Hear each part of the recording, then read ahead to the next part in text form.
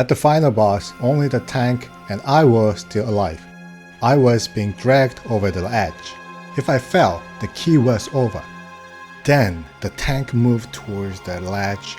I waited until the final possible moment and used Shadow Stab. I lived. And we timed that +16 Skyreach. During my first week after starting from zero on the North American server, I reached 3,382 RIO score, 282 item level, and timed 5 different +16 keys. Hello everyone, this is AgingCurve. If you would like to know why a 3,600 score rogue from the Korean server decided to start again from zero, that story is in episode 1. Today, I want to show you how I spent my first week on North American server and some of the differences I noticed between Korean and North American Mythic Plus. I reached max level on Thursday, the 4th of June.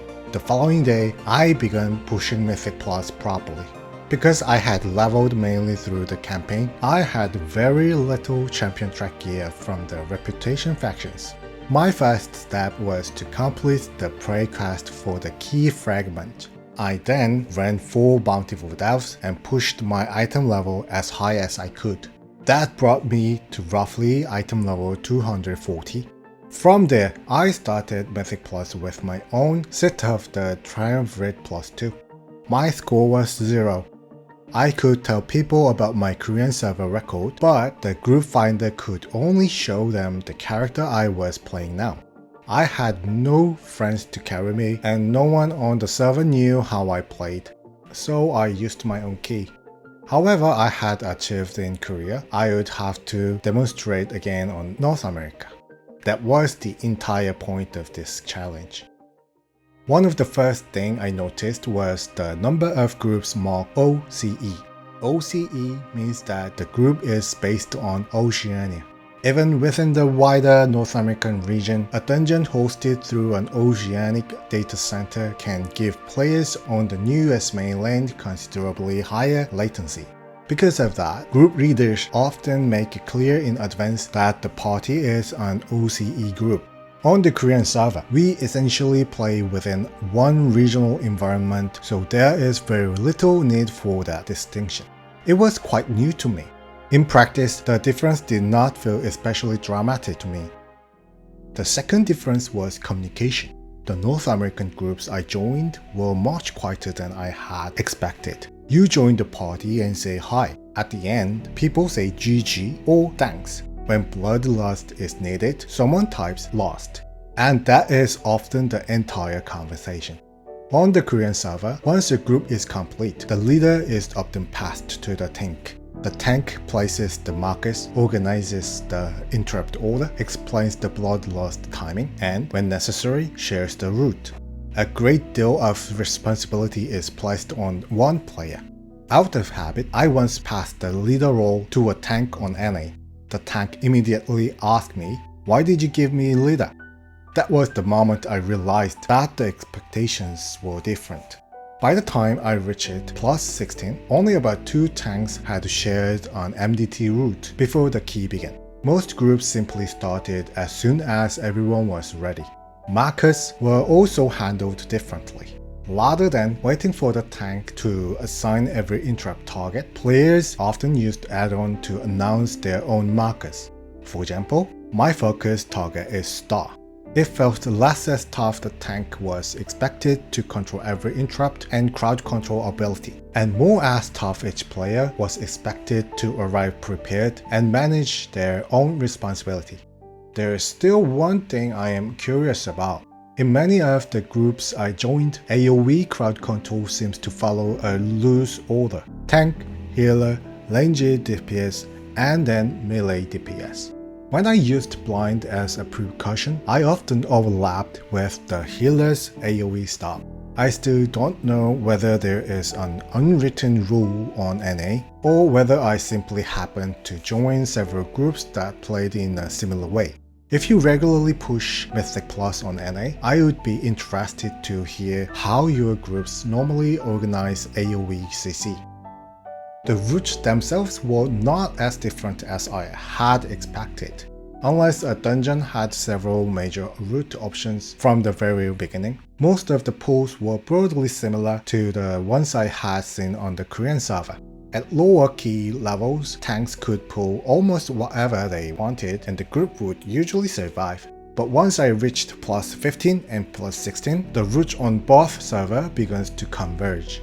At higher levels, people naturally move towards routes that have already proved reliable. The active hours were rather different. During the local evening, the number of groups on North America increased dramatically. But once it reached roughly midnight, the number of listings dropped very quickly. People went to bed. On the Korean server, there are not that many groups even at 7 in the evening. The interesting part is that the number stays at roughly the same level until around 3 in the morning. Koreans apparently do not sleep.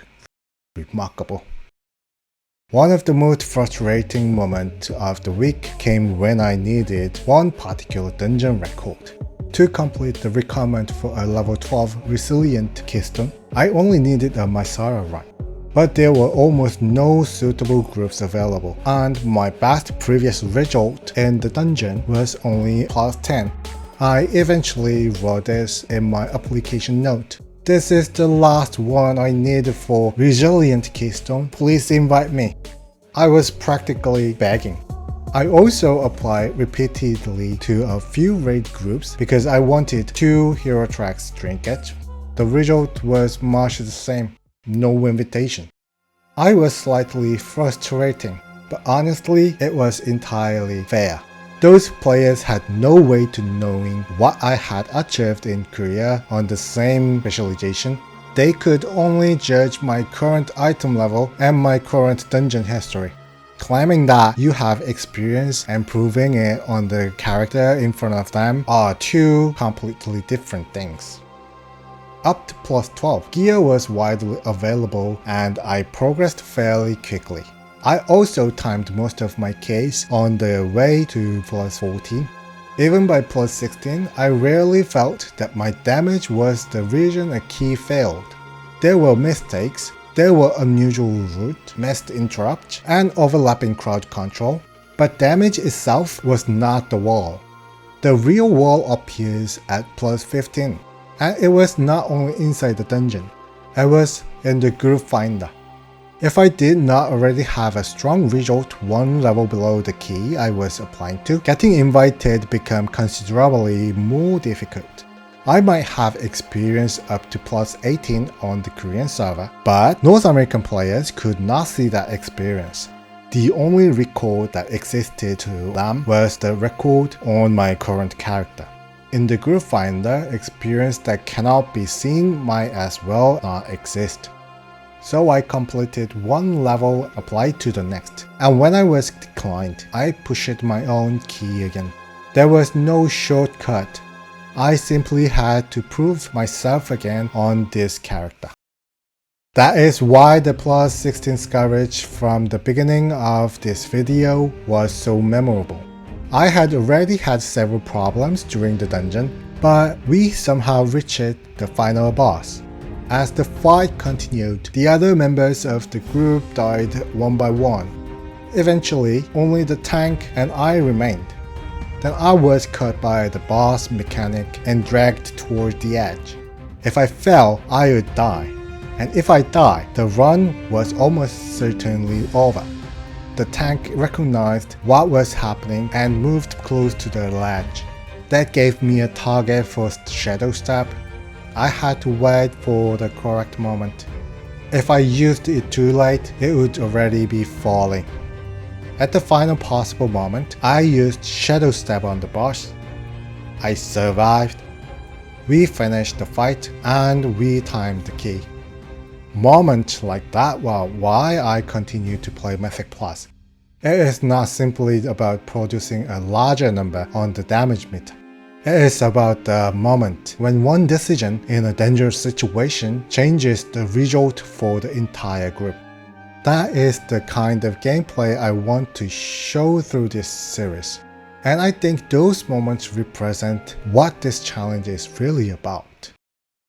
My current score is 3,382. I'm item level 283 and I have timed 5 plus 16 dungeons. From plus 16 onward, I can already feel the number of available group becoming smaller. Even so, I believe I still have room to climb. My first target is 3,900 score. This series is not merely a record of someone gaining score on the North American server. It is a record of how far someone can go even as an older player with a full-time job and on an off-meta specialization, provided that he understands his class, prepares properly, and makes good decisions when they matter. If you would like to see how far this challenge can go, please join me for the next episode. Thank you very much for watching. This is AgingCurve.